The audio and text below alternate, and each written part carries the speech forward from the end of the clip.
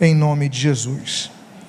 O título da mensagem desta noite, que você pode ler em tela, se denomina Põe-te em pé e falarei contigo. Quero falar a respeito do profeta cujo nome significa Deus fortalece, e por isso eu convido a que você abra a sua Bíblia no livro do profeta Ezequiel. Livro do profeta Ezequiel, convido que você abra a sua Bíblia no capítulo 1, no versículo 1.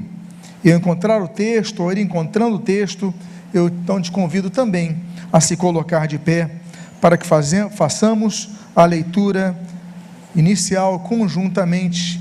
Eu vou ler hoje na versão Almeida Revista e Atualizada, excepcionalmente. O texto está em tela. Diz a palavra de Deus no primeiro versículo deste livro: aconteceu no 30º ano, no 5º dia do 4º mês, que estando eu no meio dos exilados, junto ao rio Quebar, se abriram os céus, e eu tive visões de Deus. Pai amado, lemos a tua santa palavra e pedimos, fala conosco nesta noite, e o que nós pedimos, nós fazemos agradecidos em nome de Jesus, amém e amém. Eu vou reler o texto. Aconteceu no 30º ano do 5º dia do 4º mês, que estando eu no meio dos exilados, junto ao rio Quebar, se abriram os céus, e eu tive visões de Deus. Podem tomar os seus assentos. Ezequiel é um homem que vive dificuldades e que tem um chamado desde cedo na sua vida. Ele é filho de sacerdote, o sacerdote Buzi, e ele então é chamado para o sacerdócio quando ele tem 30 anos de idade, como nós lemos ali nas ordens dos sacerdotes, em Números capítulo 4, versículo 3, que o sacerdote só podia assumir o sacerdócio aos 30 anos de idade. Mas é um homem que tem, apesar de toda a sua vocação, toda a sua espiritualidade, toda a sua sensibilidade para as coisas e visões de Deus, ele tem uma grande tragédia em sua vida. Em determinado dia, Deus falou para ele: olha, numa manhã você vai ficar viúvo, e avisou que ele ficaria viúvo repentinamente. Já na parte da tarde a sua esposa morre. É um homem que tem conflitos, é um homem que tem desafios, é um homem que tem dificuldades, mas é um homem que não deixa de servir a Deus por causa disso. O texto que você lê em tela diz que ele estava no meio dos exilados. Ele não estava na sua terra, ele estava no meio dos exilados. Ele estava no meio de um povo que tinha sido retirado à força de sua própria terra.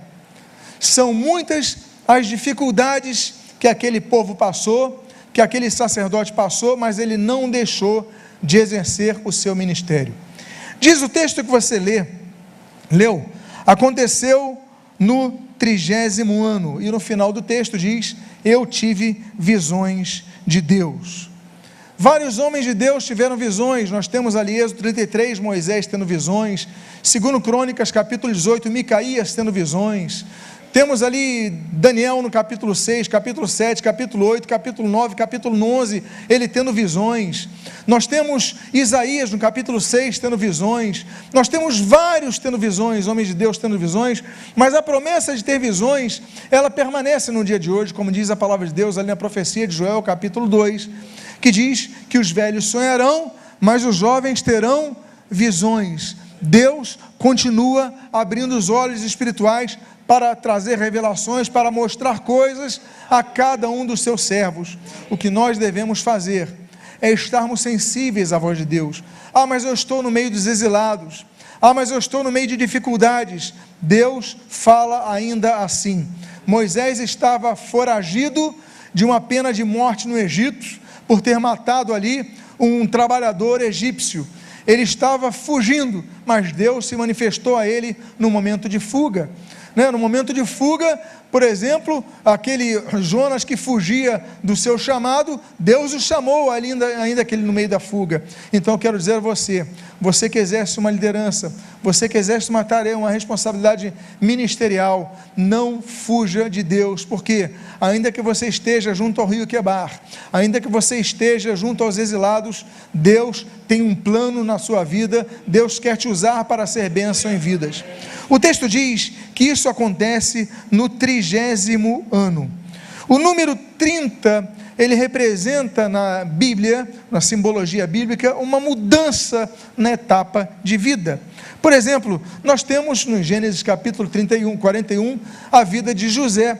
José tem uma guinada na vida dele quando ele tem 30 anos de idade.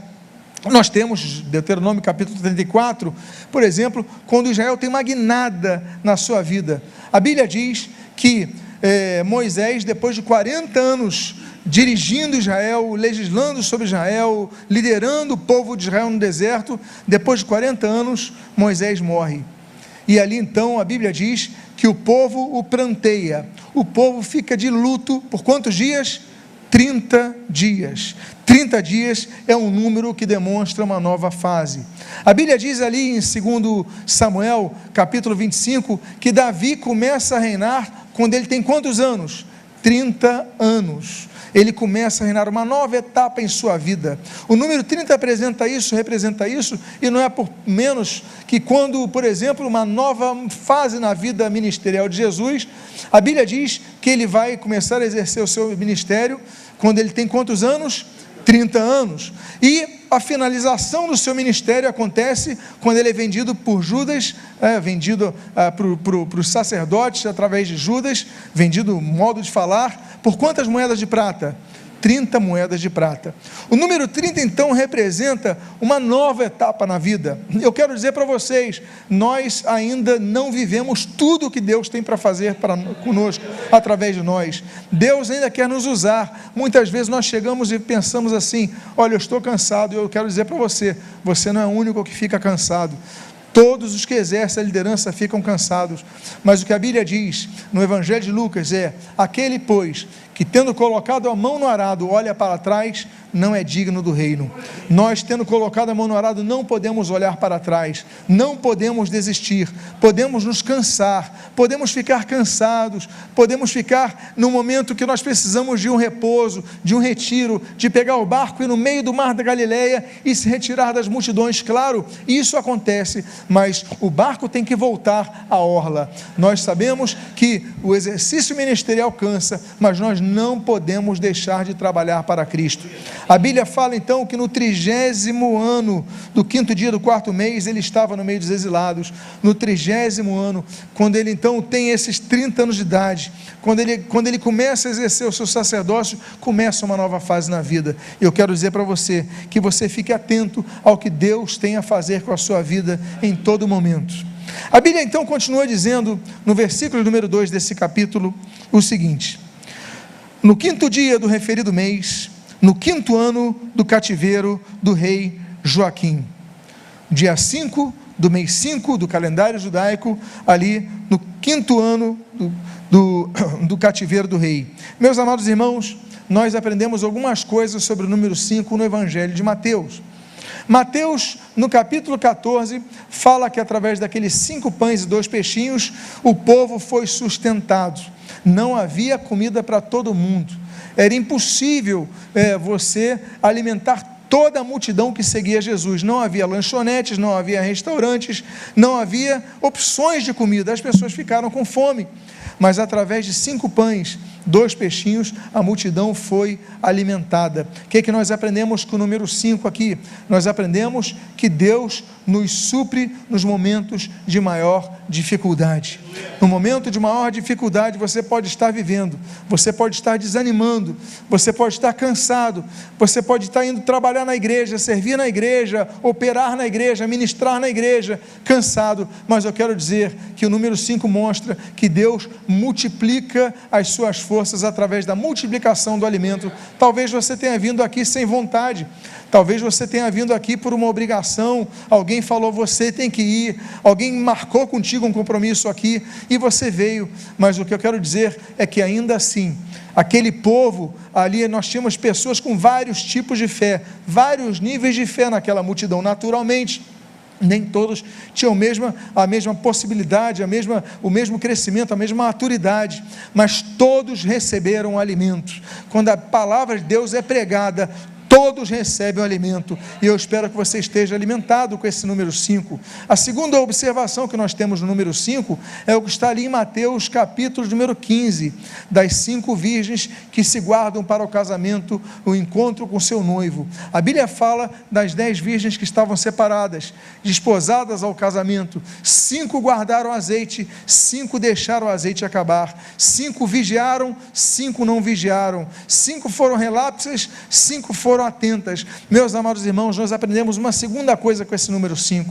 Não é porque estamos servindo no ministério, que não é porque nós estamos ali já com casamento marcado, que nós vamos ter o casamento realizado. Por quê?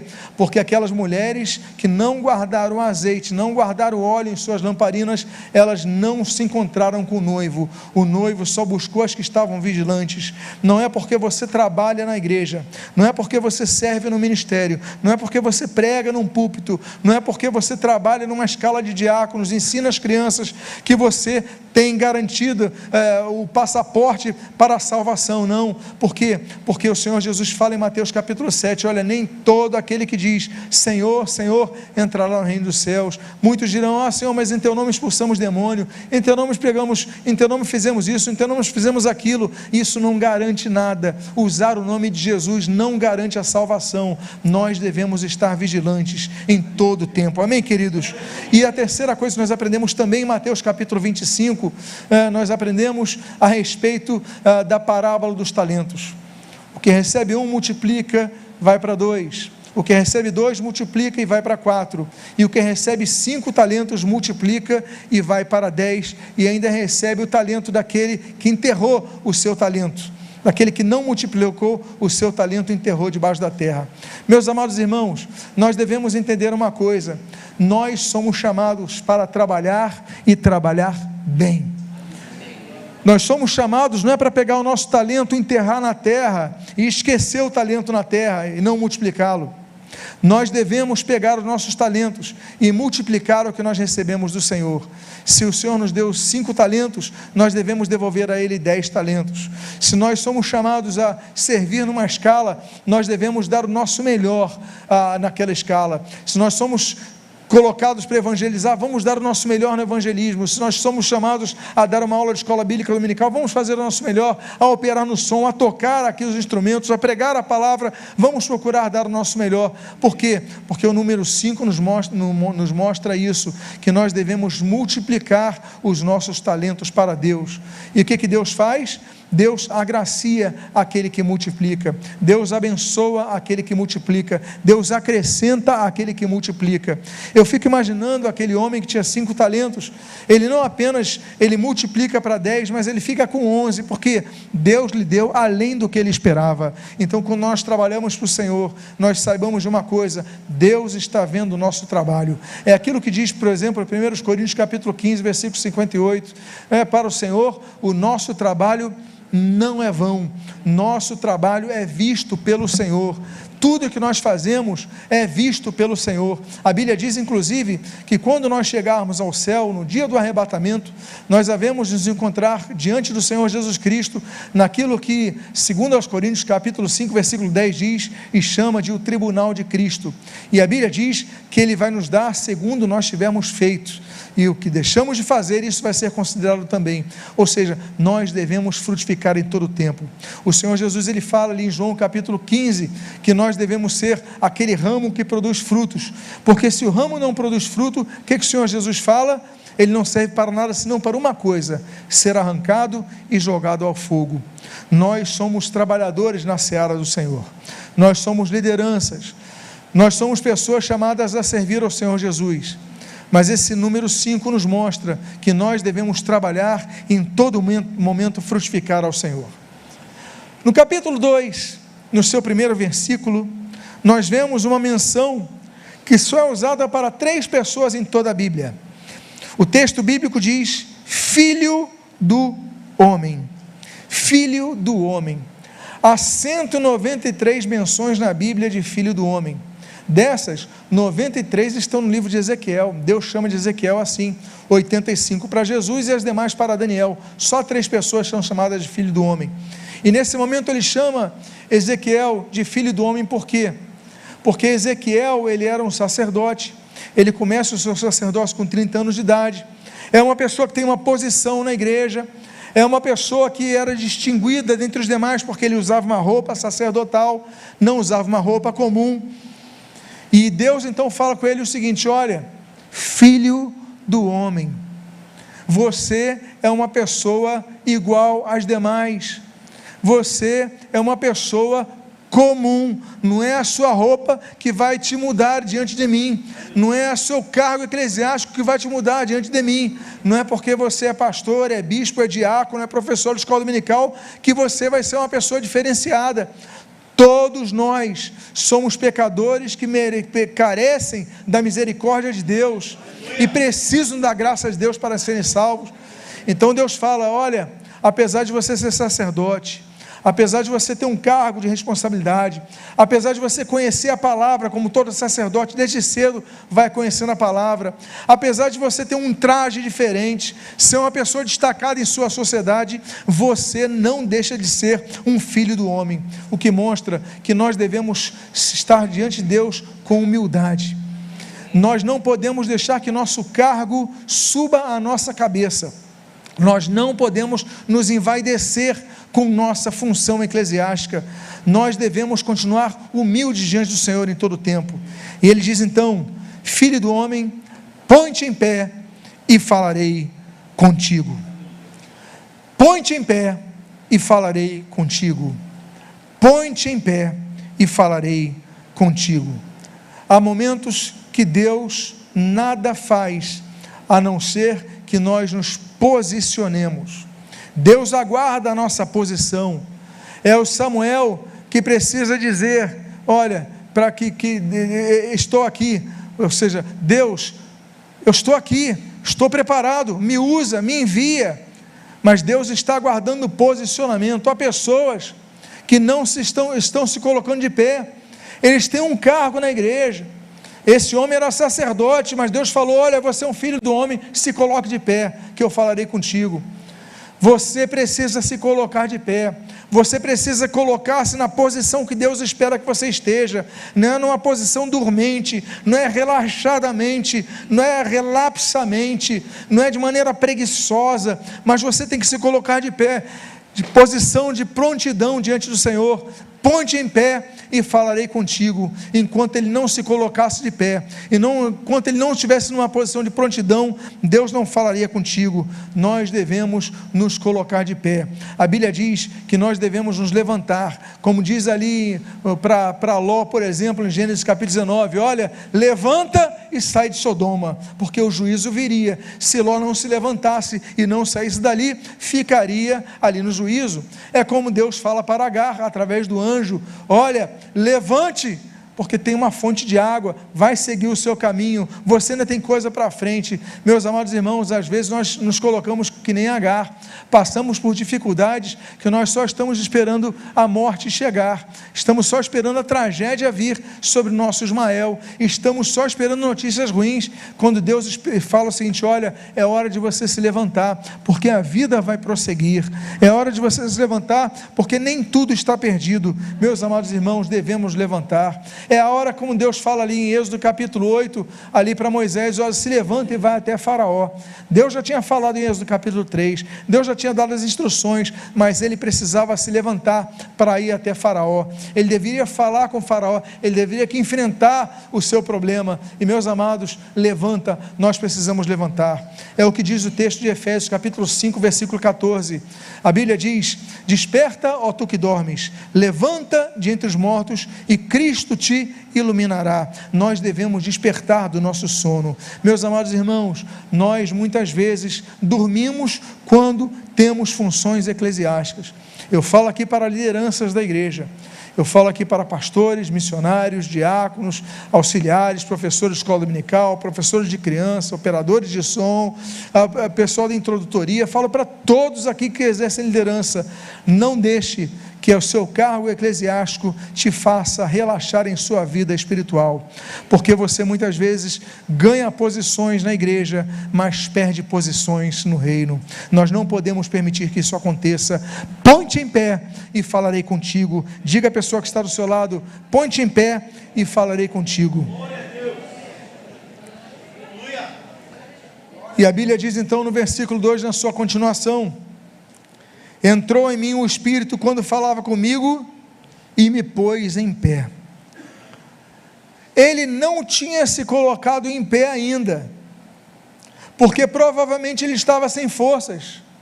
Tanto é que a Bíblia diz que o Espírito entra nele e o coloca de pé. Quem colocou ele de pé foi o Espírito. Mas Deus não mandou ele ficar de pé? Se Deus mandou ele ficar de pé, por que é o Espírito que o coloca de pé? Porque ele não tinha forças. Há momentos em nossa caminhada que nós não temos forças. Há momentos em nossa caminhada que nós não temos força para servir na igreja. Não temos força para ir num culto. A gente não consegue levantar da cama. A gente chega no carro, a gente chega na condução, e a gente fala: vou para casa, eu não tenho condição de ir para a igreja, eu estou muito fraco, eu estou muito cansado, eu estou muito desanimado, eu estou desestimulado, eu não sei porque eu estou indo. Mas naquela hora que Deus falou: olha, ponte em pé e falarei contigo, você fala: mas eu preciso de algo para ir, e vem o Espírito Santo e te levanta. E diz o texto: e o Espírito me levantou. Diz ali: o Espírito entrou em mim quando falava comigo e me pôs em pé. Então eu quero dizer para você, ainda que você não tenha forças, ainda que você esteja cansado, ainda que você esteja exausto, ainda que você esteja desanimado, existe alguém que pode te levantar, e esse alguém é o Espírito Santo de Deus.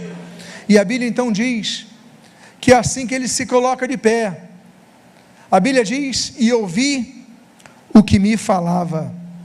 Ele só ouviu a sua missão, atenção a isso, quando o Espírito Santo entrou nele.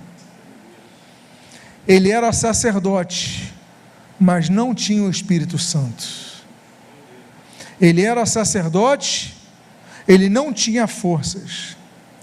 Ele era sacerdote, mas Deus ainda queria falar com ele, 30 anos de idade. E ele não estava ainda sabendo qual era a sua missão. E a Bíblia diz que quando Deus fala: se coloque de pé, ponte em pé e falarei contigo. E a Bíblia diz que quando o Espírito entra nele e o levanta, a Bíblia diz: então eu ouvi o que me falava. Só assim ele ouviu. Eu quero dizer uma coisa para você. Você pode estar ouvindo essa mensagem aqui presente nesse local. Você pode estar ouvindo essa mensagem porque alguém te entregou o link, enviou o link dessa mensagem pela internet. Não importa. O que importa é o resultado dessa mensagem. E o resultado dessa mensagem diz que você se coloque de pé, que você busque forças no Espírito Santo, porque Deus vai falar qual é o propósito que Ele tem para a sua vida. O propósito de Ezequiel era muito maior do que o propósito de todos os outros sacerdotes que passaram por ele. Era um propósito maior do que o do próprio pai dele, o Buzi. Era próprio maior do que todos os parentes dele que eram sacerdotes, porque o que Deus vai fazer com Ezequiel, Ele não faria com outros. Tanto é que Ezequiel se torna um livro da Bíblia. As revelações de Ezequiel são únicas, são proféticas, falam a respeito dos tempos do fim, mas ele só ouve o que Deus tem a falar com ele quando ele se coloca de pé pelo Espírito Santo. Ponte em pé e falarei contigo. Ponte em pé e falarei contigo. Ponte em pé e falarei contigo. E no versículo 3 então, ele fala qual é a sua missão. E ele fala: eu te envio aos filhos de Israel, às nações rebeldes que se insurgiram contra mim. Eu te envio aos filhos de Israel e às nações rebeldes. Eu te envio aos filhos de Israel, ao teu próprio povo, e eu te envio aos que não são do teu povo, são os rebeldes. Ou seja, ele teve um ministério duplo. Ele teve um ministério, se nós tivéssemos que colocar no exemplo dos dias atuais, dentro da igreja e fora da igreja, para o povo dele e os que não eram povo dele, o povo de Israel e as nações rebeldes. Ele teve um ministério duplo. Meus amados irmãos, uma coisa que nós devemos sempre aprender é que nosso ministério, ele pode ser focado para uma coisa, ele pode ser voltado para alguma coisa, apontando para alguma coisa, mas o exemplo para o mundo nós devemos sempre ter, nós devemos sempre ser, mas o meu ministério é cuidar das igrejas, das ovelhas da minha igreja, o meu ministério é cuidar apenas dos que estão aqui, o meu ministério é cuidar apenas dos meus discípulos. Não, o nosso ministério pode ser esse, mas nunca deixaremos ter o ministério para os que estão de fora, porque Jesus falou que nós somos a luz do mundo, Jesus falou que nós somos o sal da terra, nós devemos refletir a glória de Deus para outros povos. Amém, queridos? Glória a Deus. Eu te envio aos filhos de Israel e às nações rebeldes que se insurgiram contra mim. E continua dizendo o texto: eles quer ouçam, quer deixem de ouvir, porque são casa rebelde, hão de saber que esteve no meio deles um profeta. Meus amados irmãos, quer ouçam, quer deixem de ouvir, nós devemos exercer nosso ministério, quer ouçam, quer deixem de ouvir. Eu não vou fazer isso porque as pessoas não vão me ouvir, eu não vou pregar porque vão poucas pessoas no culto, eu não vou exercer meu ministério porque as crianças não vieram, eu não vou operar o som porque tem um músico apenas, ele que opere, eu não vou. Muitas vezes nós tomamos decisões por causa de nossas emoções, por causa do que nós vemos. Ezequiel, ele foi chamado por Deus para pregar, para falar da palavra, e Deus fala para ele: eles quer ouçam, quer deixem de ouvir, porque são casa rebeldes, hão de saber que esteve no meio deles um profeta. As pessoas têm que saber que você é chamado por Deus. Você, uma das características de quem é chamado por Deus, é exercer o seu ministério, quer ouçam, quer deixem de ouvir, é você cumprir os desígnios de Deus, é você obedecer ao seu chamado. Mas eu fui escalado e vai apenas uma pessoa, então não tem problema, se esteja escalado como se fossem 1000, mas vamos saber que você é um servo de Deus, uma pessoa que obedece, porque você cumpriu o seu chamado. Ponte em pé e falarei contigo, ponte em pé e falarei contigo, ponte em pé e falarei contigo. E a Bíblia diz no versículo número 6 desse capítulo 2, tu, ó filho do homem, não temas, nem temas as suas palavras, ainda que haja sarças e espinhos para contigo, e tu habites com escorpiões, não temas as suas palavras, nem te assustes com o rosto deles, porque são casa rebelde. Aqui está falando de algumas características daquelas pessoas com as quais nós lidaríamos. A Bíblia diz, ainda que haja sarças, sarça significa sequidão, sarça significa aridez, ou seja, ainda que haja sequidão no nosso meio, onde nós vamos trabalhar, ainda que haja aridez, ainda que não haja apoio, ainda que haja dificuldade, ainda que você esteja semeando e esteja com dificuldade, ainda assim você vai pregar a palavra. A Bíblia diz, ainda que haja sarças e espinhos.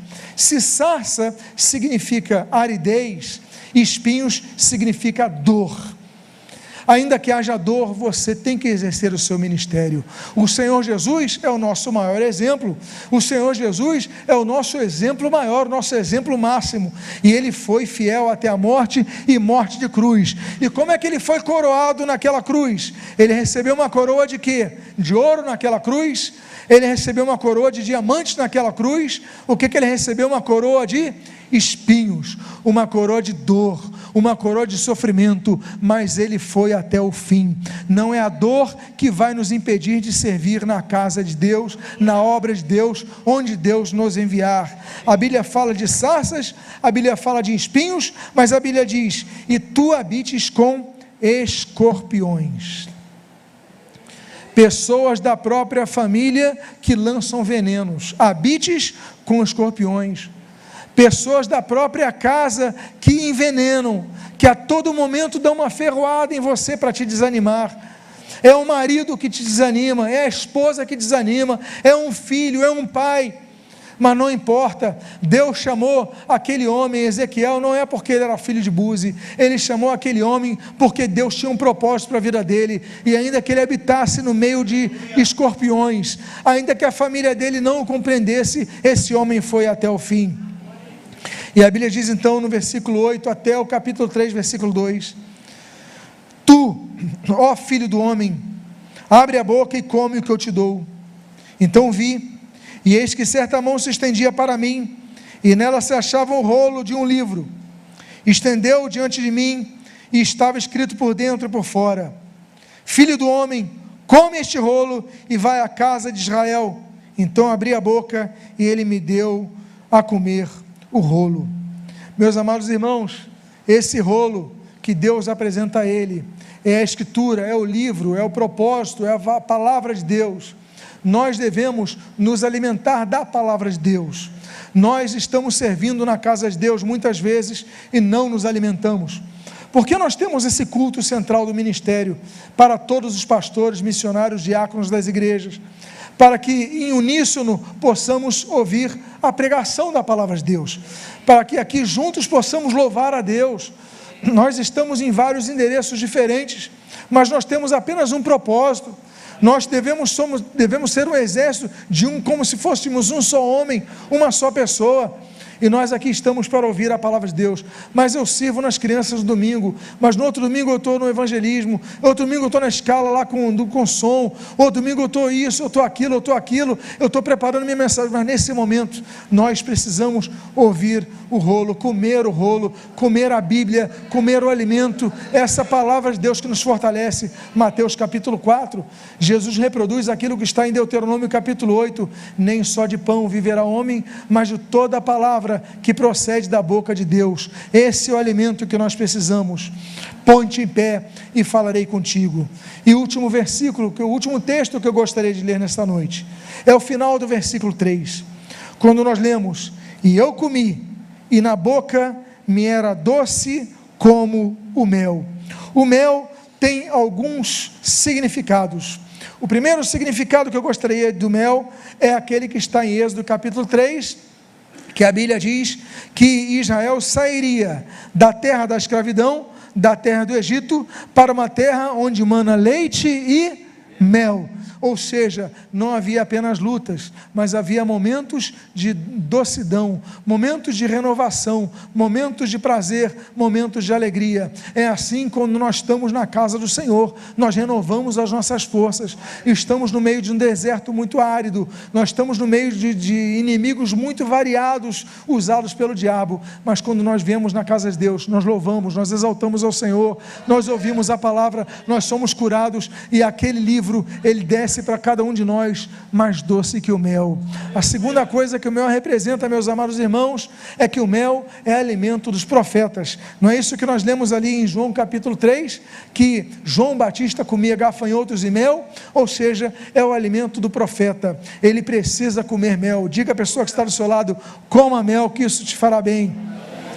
Coma mel. João Batista comia mel.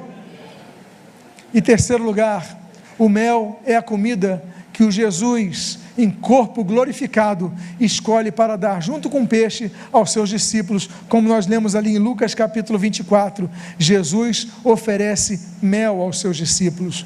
Quando nós então ouvimos a palavra, Jesus está nos alimentando, Jesus está nos fortalecendo. Eu quero dizer uma coisa para vocês: nós devemos ser servos uns dos outros, nós devemos servir uns aos outros. Hoje nós tivemos o momento da ceia, onde nós fomos servidos pelos nossos irmãos, mas não tem nada mais comparável, é incomparável quando nós podemos dizer que um dia seremos servidos pelo Senhor Jesus, como o Senhor Jesus serviu mel aos discípulos ali em Lucas capítulo 24, nós seremos servidos nas bodas do Cordeiro. E terceiro lugar que eu quero dizer é que o maná, como nós pregamos no dia 31 de dezembro, tem sabor de mel. O maná é um pão que desce do céu, mas seu sabor, Êxodo capítulo 16, tinha o sabor de mel. Aquilo que vem do céu, ele pode ter uma aparência de algo salgado, mas ele é doce nas nossas vidas. Eu quero dizer uma coisa para vocês, amados irmãos: vale a pena ouvir a palavra de Deus, vale a pena você lutar contra os desafios. Nós hoje vimos tantas coisas aqui na vida de Ezequiel, mas eu quero dizer uma coisa para você: que você possa ter sido renovado nessa noite, que você possa ter sido renovado com a palavra, e que ela possa ter descido a sua garganta como mel no seu coração. Fique de pé nesse momento. A Bíblia diz: ponte em pé e falarei contigo. Fica de pé nesse momento agora. Eu queria convidar a você a fechar os seus olhos. Feche os seus olhos nesse momento. Eu queria fazer uma oração por sua vida. Aleluia. Glória a Deus. Pai amado, em nome de Jesus, nós queremos te agradecer pela tua palavra. Te agradecer, Senhor, porque falaste conosco nesta noite. Te agradecer, Deus, porque temos servido a um Deus vivo e verdadeiro, e que renova nossas forças. Tu nos chamastes a uma missão, Senhor, mas nós queremos nos colocar de pé diante de Ti. E, Senhor, aqueles que estão tão fracos que não conseguem ter forças para se levantar, o Teu Espírito os levante nesta noite. O Teu Espírito os levante a cada dia que forem servir na Tua seara, para que se coloquem de pé e Tu fales com eles, como falastes conosco nesta noite. Fala aos nossos corações, edifica a nossa alma, fortalece a nossa fé. Sê conosco. E o que nós pedimos, Deus, que nos coloquemos de pé a cada dia, a cada manhã, ao acordarmos, Pai, não apenas dobremos nossos joelhos para orar a Ti, mas nos coloquemos de pé para ouvir a Tua voz e para seguir o caminho da direção que nos apresentarás. Quer ouçam, quer não ouçam, vamos fazer a Tua palavra. Quer habitemos no meio de escorpiões, quer a terra seja seca, árida, Senhor, seja acessa com uma terra com sarças, Pai amado, nós ali iremos, e em nome do Senhor Jesus, ouvindo a Tua voz, Te obedeceremos. Que sejamos como o profeta Ezequiel. Abençoa as nossas vidas, fortalece nossa fé, e que todos nós estejamos prontos, de pé, para ouvir a Tua voz. E o que nós pedimos, nós Te agradecemos, em o nome de Jesus. Amém e amém. Ponte em pé e falarei contigo. Diga à pessoa que está do seu lado: ponte em pé e falarei contigo. Vamos lá.